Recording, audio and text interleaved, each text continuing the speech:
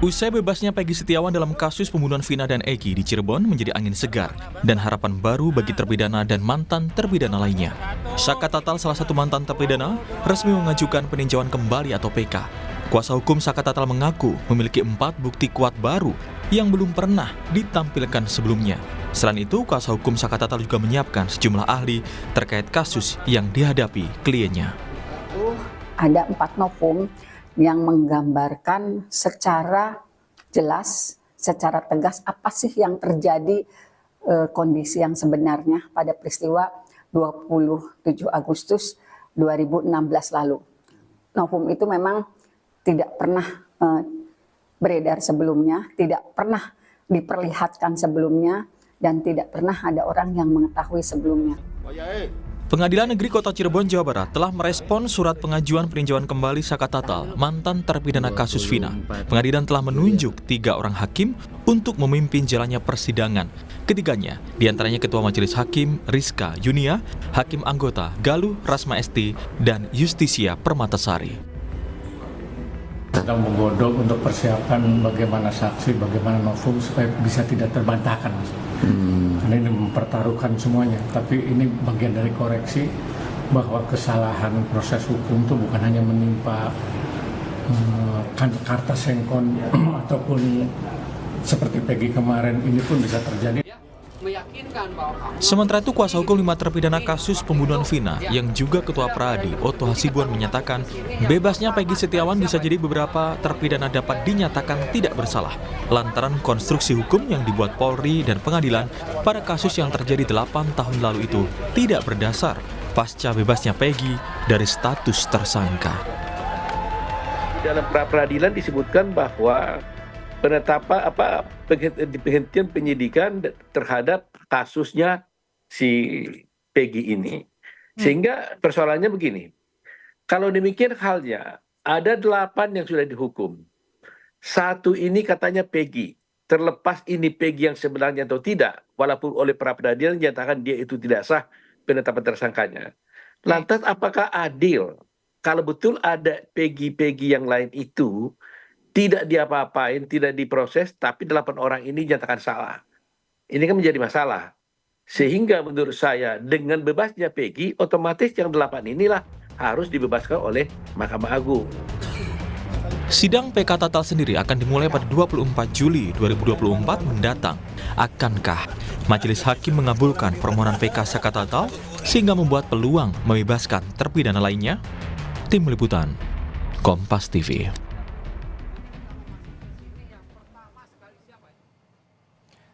Saudara, sidang peninjauan kembali atau PK menjadi langkah hukum akhir yang akan ditempuh mantan terpidana kasus Vina dan Eki, Saka Tatal. Sejumlah pakar hukum menyebut dengan bebasnya Peggy Setiawan maka menjadi angin segar bagi terpidana lainnya. Mungkinkah Majelis Hakim akan mengabulkan PK Saka Tatal dan bagaimana perkembangan proses PK yang diajukan? Apakah juga akan diikuti terpidana lainnya? Pagi ini kita akan bahas lagi dengan sejumlah narasumber, diantaranya kuasa hukum Saka Tatal Titin Prialianti, kuasa hukum 4 terpidana kasus Vina Jutek Bongso, pakar hukum pidana Universitas Jenderal Sudirman Profesor Hipnu Nugroho, dan juga Kabareskrim Polri periode 2008-2009 Komisaris Jenderal Polisi Purnawirawan Susno Duaji. Selamat pagi Bapak-bapak dan juga Ibu Titin. Selamat pagi semuanya. Selamat pagi pemirsa. Baik, saya ke Ibu Titin dulu. Pagi hari ini Ibu juga langsung bersama Saka ya Ibu, sedang di jalan menuju ke mana nih Bu? Menuju ke Bandung, mau menjalani tes psikologi oleh LPSK. Oke, ini berarti bagian juga dari upaya PK yang sedang diajukan ya Bu ya? Ya, karena kan saya yang mendampingi Saka tuh melihat betul kalau skala psikologi Saka belum masih up and down. Kadang-kadang dia misalnya ditanya masalah apa yang terjadi di 2016, aura kemarahannya kelihatan betul, dan itu juga pernah terlihat secara nyata oleh tim dari LPSK. Itulah sebabnya karena kita juga mengajukan untuk perlindungan saksi dan korban. Hari ini saya diundang dan Saka menuju ke Bandung untuk tes psikologi. Oke, itu yang melatar belakangi Saka juga akhirnya menjalani tes psikologi. Keadaan Saka jelang sidang PK sejauh ini bagaimana Bu Titin? Saka sih sebetulnya ketika Peggy dibebaskan, dia juga turut bahagia karena dia sendiri dari awal dia merasa tidak melakukan perbuatan yang dituduhkan. Saka juga berharap PK-nya juga akan berhasil karena keyakinan Saka dan saya juga punya keyakinan tidak pernah terjadi pembunuhan dan pemerkosaan yang dituduhkan kepada 8 terpidana. Oke, dan artinya ini juga sekaligus pemulihan nama baik Saka Tatal dalam kasus pembunuhan Vina dan Eki ini ya Bu Titin? Ya, betul. Baik, kita masuk ke sidang PK yang akan berlangsung nanti 24 Juli Bu Titin. Saya melihat juga membaca begitu beberapa literatur di berbagai dimensi, ada bukti baru yang sudah disiapkan. Kabarnya ada 4, buktinya apa saja nih sejauh ini Bu Titin? Kalau bukti barunya saya tidak bisa mengkomunikasikan di media, tapi yang jelas Bapak Oto Hasibuan saya juga sudah menyerahkan bukti serupa, tetapi mungkin untuk Pak Oto saya juga menyerahkan sekitar 200 visual. Saya sudah juga komunikasikan dengan Pak Jutek. Nanti dari visual itu akan terungkap secara nyata apa yang terjadi sebetulnya di 2016-2017. Ada visual berupa foto atau video, Bu Titin? Mungkin nanti Pak Jutek yang jelaskan karena saya ini sudah juga menyerahkan. Karena itu kan kaitannya dengan 7 terpidana. Yang jelas apapun dokumen yang saya miliki, saya serahkan seluruhnya. Saya sudah tidak, kecuali ada 1 dokumen yang masih saya tunggu, karena sebetulnya saya sudah memohon-mohon kepada orang yang akan memberikan, cuman masih dijawab dengan senyum. Nanti kalau misalnya dokumen itu sampai ke tangan saya, sudah pasti saya berikan juga kepada Pak Jutek Wongso. Oke, begini Bu, Ibu memberikan bukti visual begitu ya, ada puluhan tadi ya Bu Titin ya? Ada 200. Oh ada 200 bahkan, ada 200 visual yang Ibu Titin katakan. Artinya ini physical evidence ya Bu ya, atau bukti fisik? Sebetulnya gini, dari visual yang saya berikan nanti Pak Jutek Wongso dan timnya akan lebih memahami, lebih mengkaji sebetulnya betul nggak sih terjadi pembunuhan dan pemerkosaan di tahun 2016. Semuanya sudah saya serahkan secara utuh di hadapan Bapak Oto Hasibuan pada Senin kemarin. Ya, ini artinya saling dukung juga ya antara Anda juga dengan tim hukum atau kuasa hukum dari terpidana lain yang saat ini masih mendekam di jeruji besi begitu ya Bu Titin. Nah, saya ke Pak Jutek kalau begitu. Pak Jutek, sudah diserahkan dari Ibu Titin, ada katanya bukti tambahan bukti visual ada 200 lebih begitu ya tadi Bu Titin mengatakan. Ini sudah diterima dengan baik ya Pak Jutek? Sudah diterima oleh Ketua Umum kami, Profesor Dr. Oto Hasibuan, dan sudah juga dikomunikasikan ke kami. Memang tidak boleh diungkap dengan gamblang begitu apa saja karena ini menjadi materi PK begitu kurang lebih ya Pak Jutek. Tapi ini apakah, saya tanya juga tadi ke Bu Titin, apakah ini juga bukti fisik atau physical evidence atau seperti apa? Bukti fisik ya. Ke Pak Jutek itu Pak. Ya silakan Pak Jutek, apakah ini bukti fisik, physical evidence atau apa ya? Ya, makasih Bu Titin, Mas Radi. Jadi memang ini ada petunjuk ya, ada petunjuk yang diberikan Bu Titin ke kami, karena Bu Titin juga adalah bagian dari tim hukum ya, 6 terpidana yang ditangani kami, karena Bu Titin itu masuk di tim kuasa kami itu, jadi kami satu tim sebenarnya dengan Bu Titin. Satu tim. Ya, jadi apa yang disampaikan betul ya, kami sedang pelajari. Kebetulan koordinator untuk 6 terpidana yang masih mendekam ya, saya dengan Bang Ruli yang ditunjuk oleh Bang Oto ya untuk koordinator di tim hukumnya 126 orang kami ya. Jadi Mas Radi, kami dapat sampaikan yang kali ini yang ditangani Bu Titin, Saka itu adalah di luar dari yang kami tangani oleh Pradi ya. Itu adalah Bu Titin dengan pengacara lain ya, tapi Bu Titin secara pribadi juga masuk menangani tim yang yang enam terpidana lain, oleh karena beliau ini kita anggap banyak tahu ya tentang peristiwa tahun 2016 yang lalu. Ya. Dapat kami sampaikan bahwa kami sampai saat ini 6 terpidana belum mengajukan PK, ya kan, belum mengajukan PK. Kami masih mengumpulkan novum, walaupun sudah lebih dari 30 novum yang kami sudah kumpulkan, ya. Tapi kami belum mau terburu-buru, ya, belum tahu terburu-buru, oleh karena kami tahu resiko yang akan kami kita perhitungkan, ya. Kalau Bu Titin kepada Saka, karena Saka sudah selesai menjalankan pidananya, ya kan, resikonya mungkin kuasa hukum Saka sudah berhitung. Kalau kami ini masih mendekam, 6 ini terpidananya seumur hidup. Kalau kami salah melangkah, ini menyangkut nasib mereka. Jadi kami tidak ingin terburu-buru, kami ambil langkah-langkah hukum yang tepat. Setelah kami berdiskusi panjang, lebar, dan dalam, setelah itu baru kami akan mengajukan dalam waktu dekat ke depan. Gitu, demikian Mas Radi. Oke. Berarti novum itu termasuk 200 visual yang diberikan Ibu Titin kepada Anda juga ya, Pak Jutek ya? Oh ya udah pasti itu, karena itu petunjuk kan, berupa foto-foto dan juga bukti lain, ya kan. Nanti kami kaji mana yang cocok dengan rangkaian yang kami pelajari. Ya kami ini ibaratnya lagi menyusun jalan cerita yang sebenarnya gimana, karena kami bukan tim yang menangani di tahun 2016. Kami masuk ini kan baru kurang lebih 1,5 bulan, hampir mau 2 bulan ini kan gitu. Ya kami coba dengan versi kami cerita mungkin lebih segar ya, lebih bisa menjadi data pembanding pada putusan 2016 lalu, Mas. Ya, saya ke Prof. Hipnu dulu sekarang. Prof, apakah bisa kemungkinan terpidana lain dibebaskan karena Peggy bebas? Ini kita konteksnya dalam melihat para terpidana yang saat ini masih mendekam di jeruji besi dan juga Saka Tatal yang sudah menyelesaikan hukuman pidananya. Bagaimana Prof. Hipnu melihatnya? Ya, jadi kalau menurut saya gini, antara Peggy dan 7 terdakwa yang sudah terpidana, suatu yang berbeda. Putusan Peggy itu tidak bisa menjadikan pengaruh pada putusan yang sudah terpidana. Tapi putusan pra-peradilan menjadi pintu masuk, ya. Karena di sana ada ketidakprofesional dalam penanganan waktu itu. Disebutkan yang sekarang adanya suatu salah tangkap. Peggy yang mana? Memang dalam BAP ada Peggy, tapi Peggy yang lain. Lah, disinilah ada tidak profesional. Oleh karena itu kalau berpengaruh pada pra-peradilan terhadap putusan majelis, enggak, suatu yang berbeda.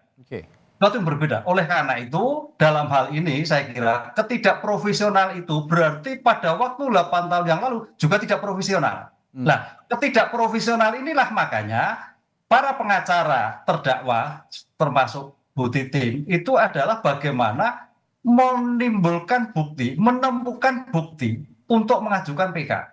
Bukti ini bukti primer loh. Jadi mohon Bu Titin kalau bisa bukti primer, bukan bukti sekunder.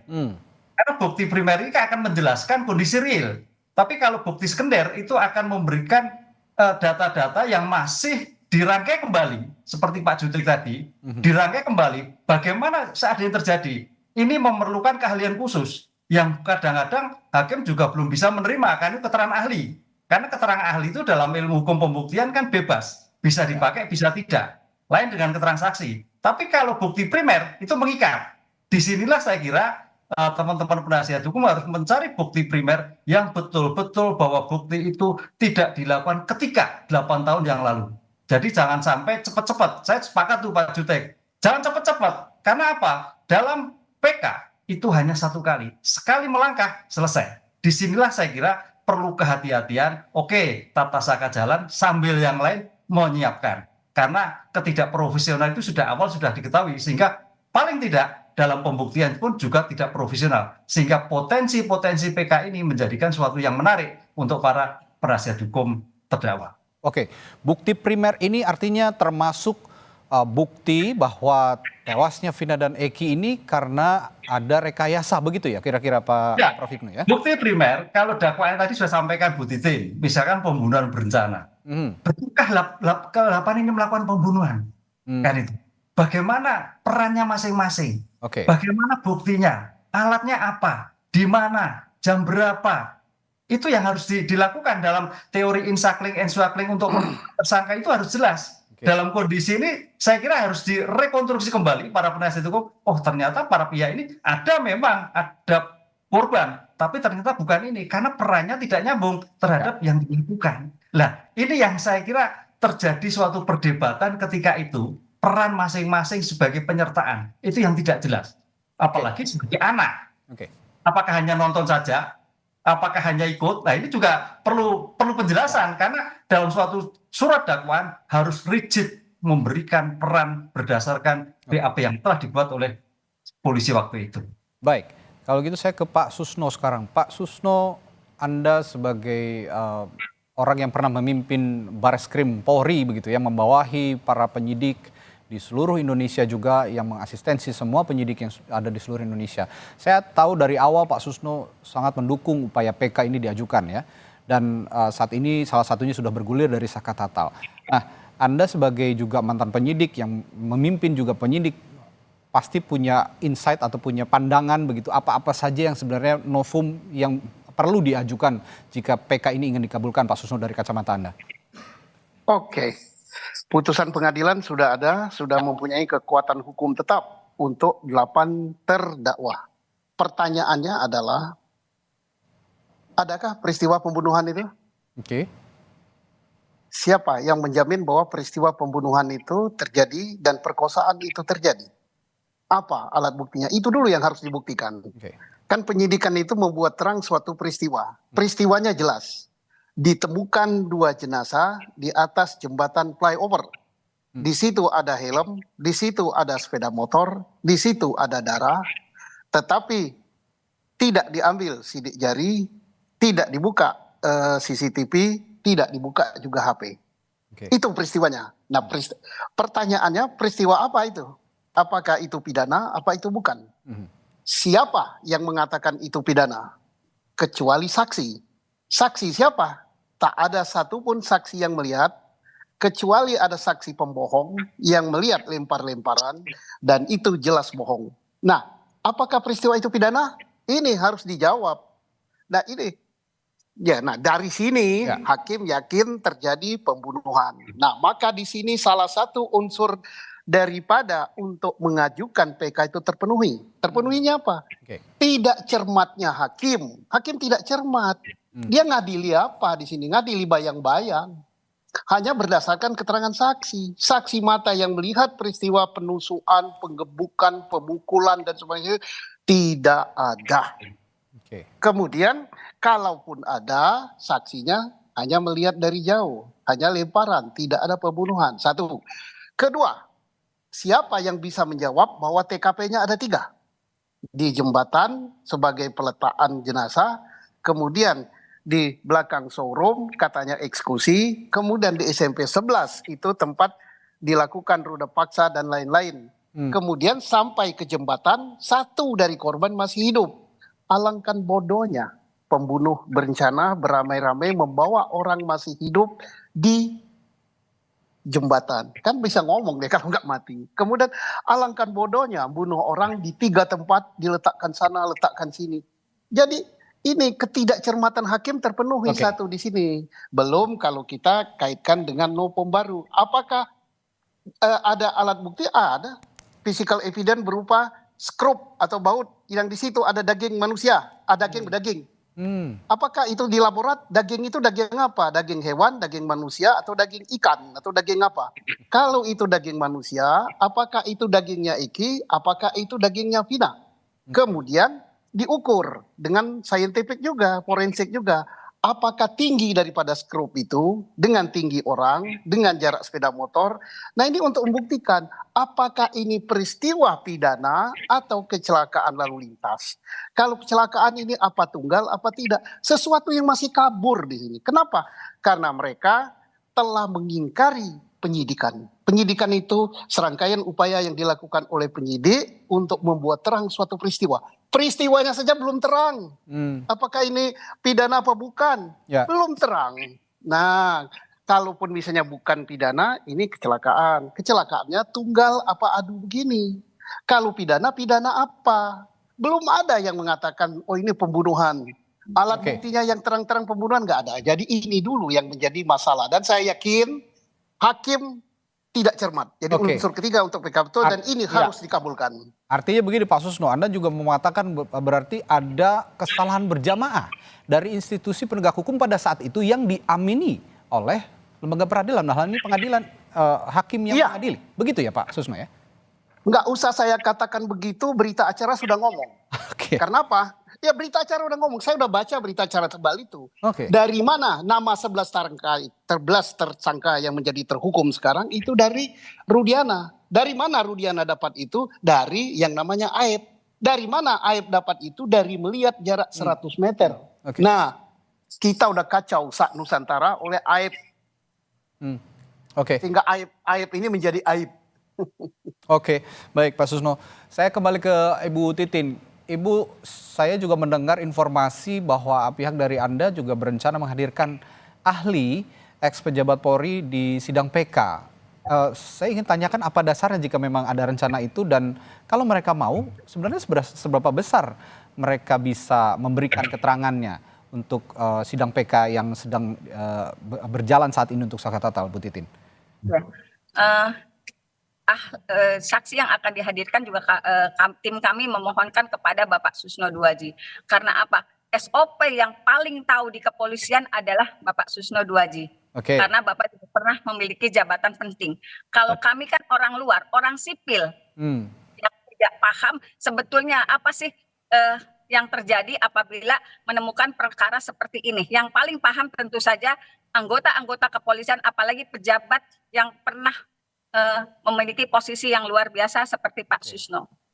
Oke, ini artinya tetap diupayakan untuk bisa menjadi ahli nanti di PK, begitu ya Bu Titin ya?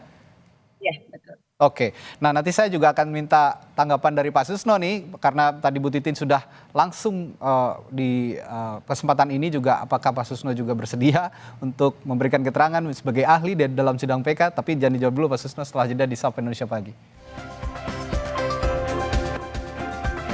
Iya, masih membahas soal upaya PK yang dilakukan oleh salah satu terpidana kasus pembunuhan Vina dan Eki yang saat ini sudah bebas Saka Tatal. Saya ke Pak Susno.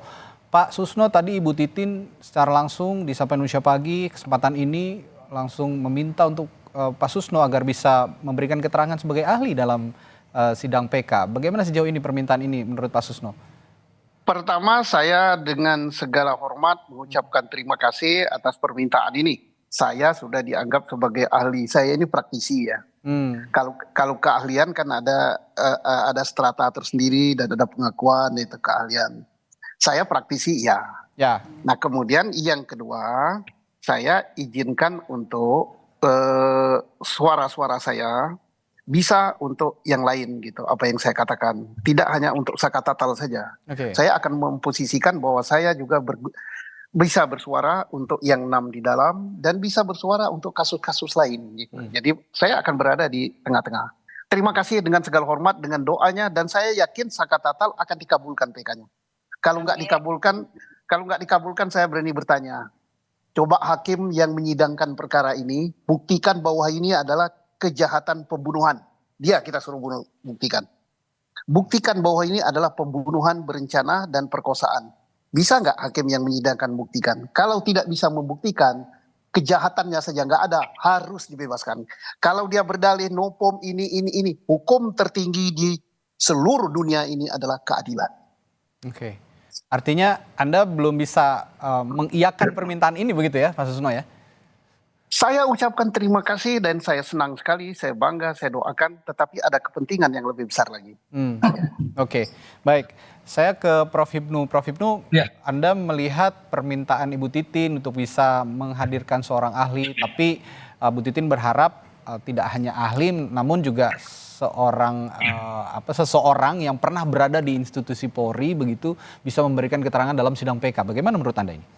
Ya. Kalau menurut saya kurang perlu ya, karena di sini kalau yang disampaikan Bu Titin itu dalam taraf sebagai bentuk penyelesaian perlindungan hak asasi manusia.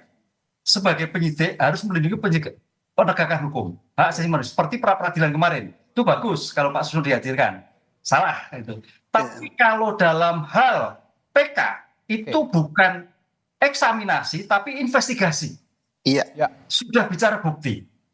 Nah itu loh. Buktinya apa? Ketujuh ini sebagai pelaku. Gitu loh. Memang betul tadi saya sampaikan dalam teori kriminalistik itu ada 8 pertanyaan. Di mana terjadinya, kapan, alatnya apa, dan sebagainya. Terakhir adalah siapa pelakunya. Nah, pertanyaan yang diskusikan tadi sebetulnya siapa pelaku seandainya itu terjadi pembunuhan. Ini yang saya kira hari ini yang sampai sekarang belum ketemu. Dari teori Insakleng Insulak itu satu pertanyaan yang sulit itu adalah siapa pelakunya. Kalau itu memang ternyata misalkan bukan pelaku tidak pidana, selesai. Misalkan oh ini kaitannya kecelakaan, selesai. Tapi karena ini ada dugaan tidak pidana, berarti ada pelaku. Nah sekarang pertanyaannya, siapa pelaku dari korban yang bersangkutan? Disinilah yang perdebatan tiap hari terakhir itu untuk menentukan siapa pelakunya. Sehingga sampai salah tangkap, salah dan sebagainya itu sampai hari ini seperti itu. Ini teori yang paling sulit untuk menentukan siapa pelakunya. Begitu Mas. Oke. Sebelum saya ke Pak Jutek, saya ke Bu Titin dulu untuk meminta tanggapan.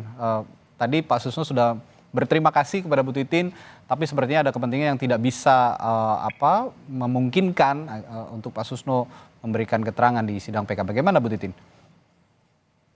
Ya walaupun misalnya saya bukan masalah ketidaksiapan Pak Susno, tetapi karena memang Bapak memiliki kepentingan, saya juga sangat menghormati apa yang Bapak sampaikan, tetapi walau bagaimanapun apa yang Bapak sampaikan di media, kemudian juga saya pernah beberapa kali bertemu dengan Bapak, luar biasa bagi kami, ini menjadi support yang luar biasa untuk PK Saka.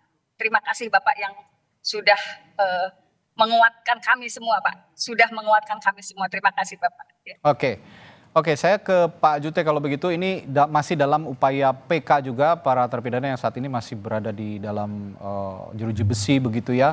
Pak Jutek, kemarin Anda juga dalam ikhtiar menyusun agenda PK ini, mengajukan PK, pihak Anda melaporkan Ibtu Rudiana ke Bareskrim yang notabene adalah ayah dari korban Eki. Menurut Anda langkah ini juga bisa menjadi bagian dari upaya PK yang diajukan ini bisa dikabulkan, Pak Jutek? Oh ya, jelas Mas Radi. Ya, ini kan kami sebenarnya kenapa terakhir melaporkan Rudiana ya sebagai pribadi karena dia membuat LP form dengan model B ya. Nah, kemudian kenapa kita terakhir kita mau nunggu dulu sebenarnya hasil pemeriksaan internal oleh Propam dan Irwas kemarin. Setelah dinyatakan diumumkan tidak ada pelanggaran etika dan juga profesi, sedangkan keterangan Rudiana ini kan yang sangat penting buat kami, satu-satunya pintu masuk ya kami harus laporkan. Kan gitu kan. Nah, menurut saya kalau yang lain kami mulai dari kami melaporkan Pasren dengan Kavi. Kenapa kami laporkan Pasren dan Kavi? Karena peristiwa itu kan para terpidana klien kami ini mengaku malam itu mereka ada di rumahnya Pak RT bersama dengan Kavi, sedangkan Kavi dan Pasren dengan Kavi membantah. Kemudian kami laporkan Dede dengan Aib. Kenapa kami laporkan? Karena Aib dan Dede inilah yang mengaku melihat di lokasi ada tawuran dan memberikan informasi ke Ibtu Rudiana. Kami cek pemilik warung yang diakui oleh Aib dan Dede malam itu ada di sana. Dia sudah memberikan kesaksian tertulis kepada kami, tidak melihat dan pastikan bahwa warung itu malam itu dia buka tidak ada tawuran dan tidak ada Aib dan Dede. Dan juga saksi-saksi yang lain kami cek ada di sepanjang jalan itu tidak melihat.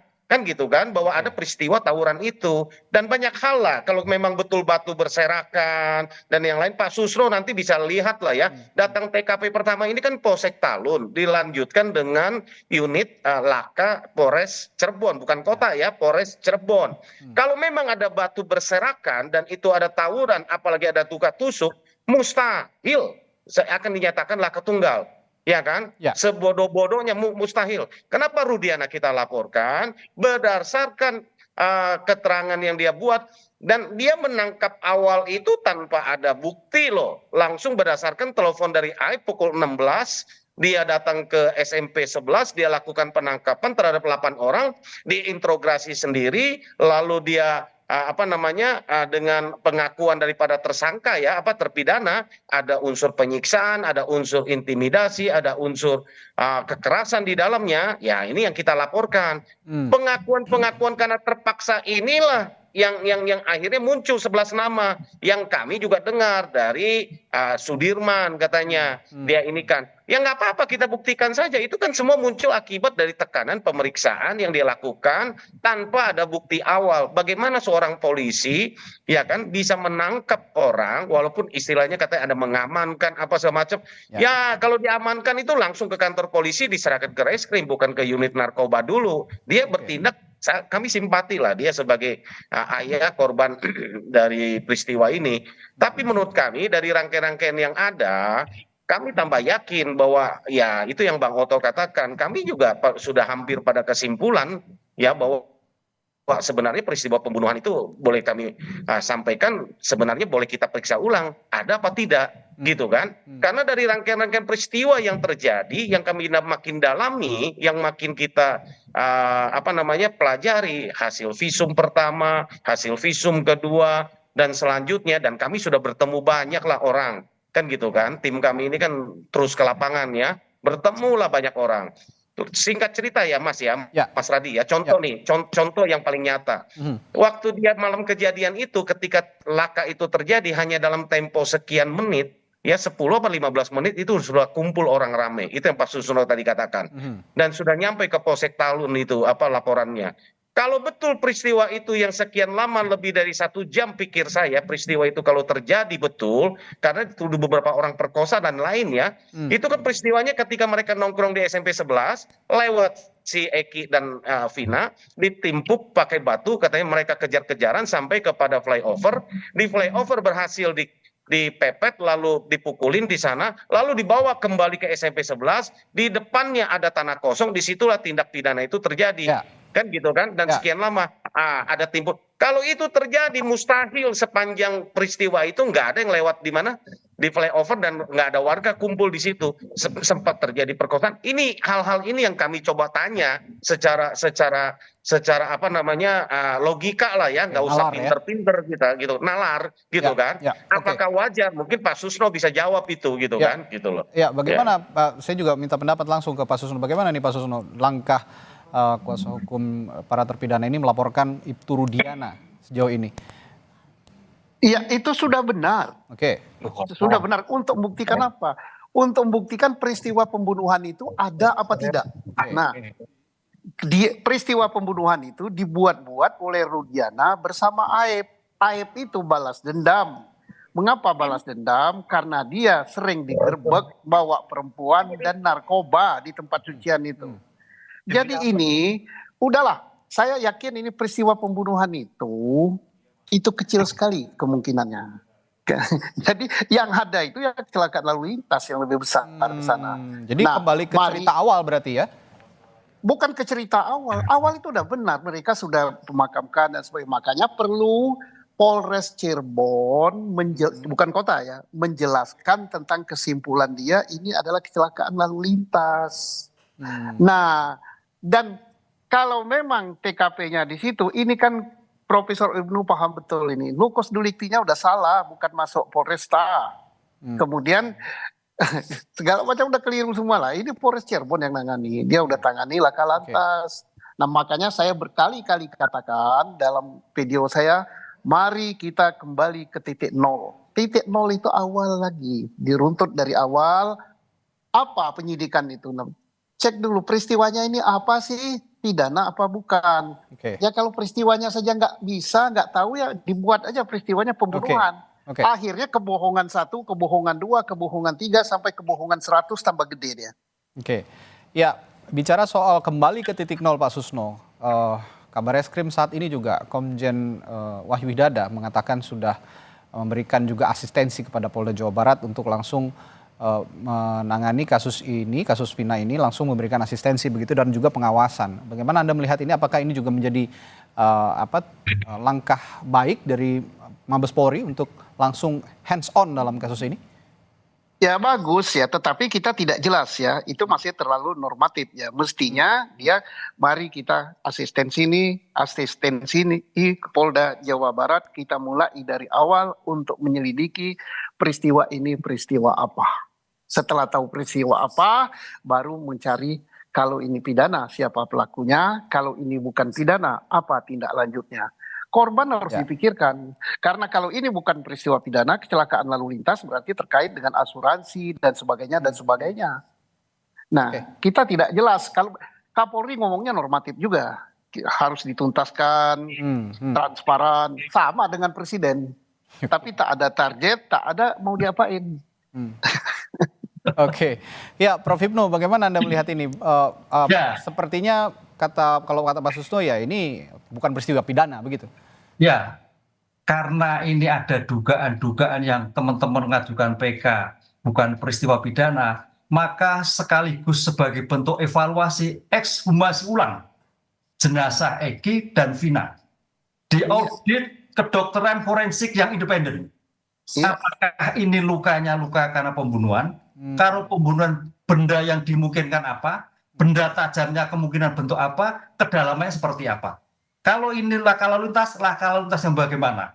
Ini bisa dilihat sebetulnya. Kalau pembunuhan, tingkat ketajaman itu masuk. Kalau laka kan bendanya apa? Bentukannya di mana? Bagaimana 8 orang itu? Masa sih pengeroyokan 8 orang kan keji sekali itu kan terjadi. Pengeroyokan paling 2 atau 3, ini 8 loh Mas. Nah, itu logikanya sudah nggak mungkin seperti itu.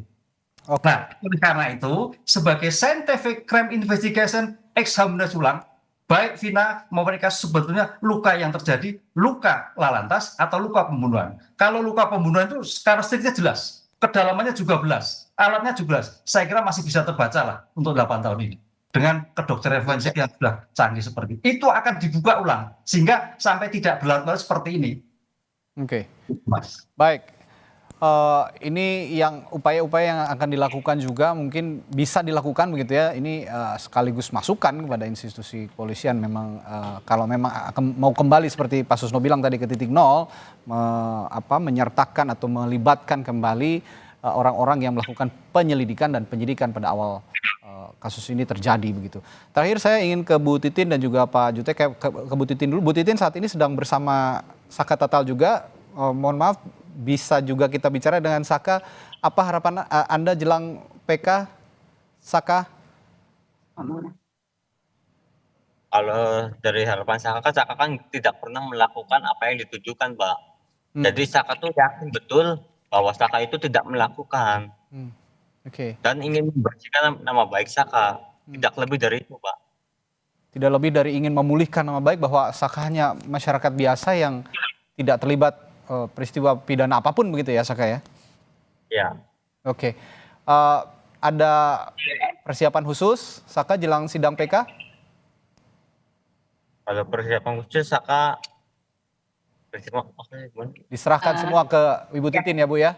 Ya, kalau saya sih hanya gini, silakan, Saka kan kenapa kita harus saya mementingkan banget hari ini harus datang ke LPSK untuk pemeriksaan psikologi, karena gini, Saka tuh kalau misalnya saya minta Saka cerita masa lalu, jangankan saya yang minta, apalagi orang lain yang minta itu dia marah banget, dia nahan marah, saya khawatir gitu kan, ini jangan-jangan anak merasa dendam ya gitu kepada institusi tertentu, saya khawatirnya begitu. Jadi apalagi menjelang sidang PK kan saya juga butuh sekali dia dalam kondisi tenang.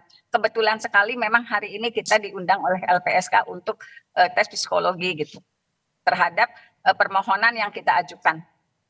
Oke, ini juga jadi bagian dari upaya PK juga dan melihat kondisi psikologis Saka yang Ibu Titin utarakan tadi ya Bu ya, sehingga ya kalaupun ada rasa dendam ini bisa diredam begitu kira-kira oleh Saka sendiri. Terakhir ke Pak Jutek, sebelum saya tutup, Anda yang ingin Anda sampaikan soal upaya terpidana lain juga yang saat ini sedang berproses PK-nya. Ya, Mas Radi, kami lagi berjuang menghadirkan kalau caranya kami ada dari hulu baru ke hilir lalu PK.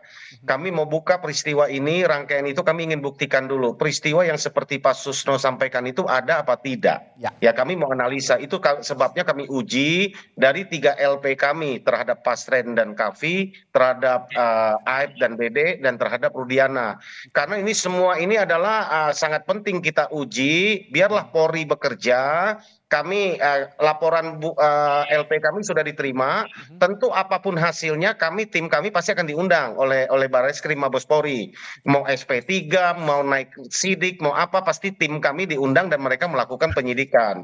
Ya, kami tunggu saja. Disitulah kesempatan kami untuk memberikan masukan kepada institusi Polri.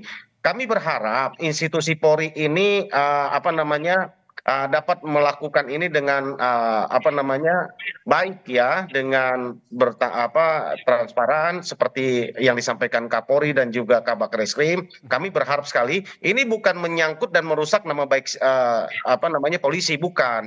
Tapi ini kami melihat semata-mata ulah oknum.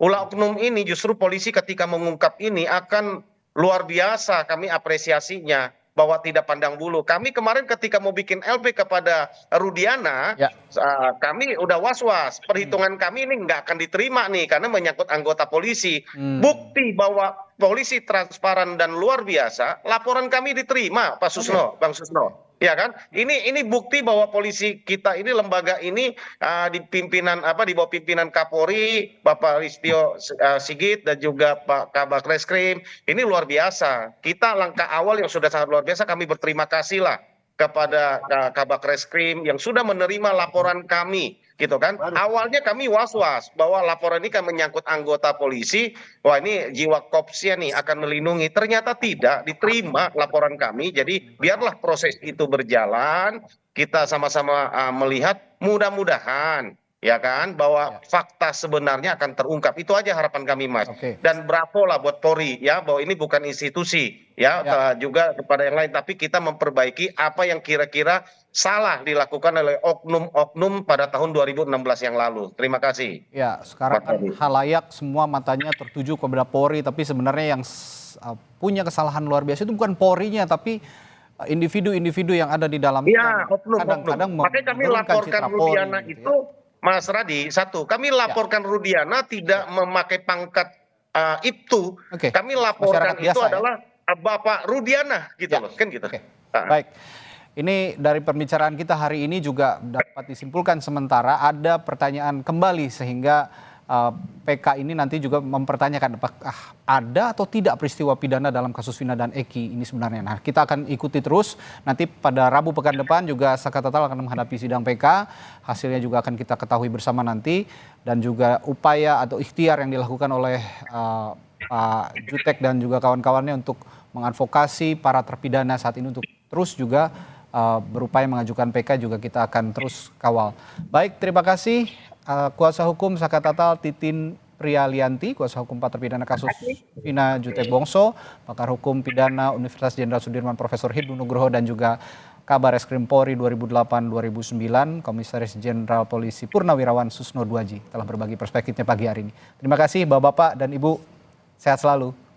Selamat pagi. Selamat pagi semuanya.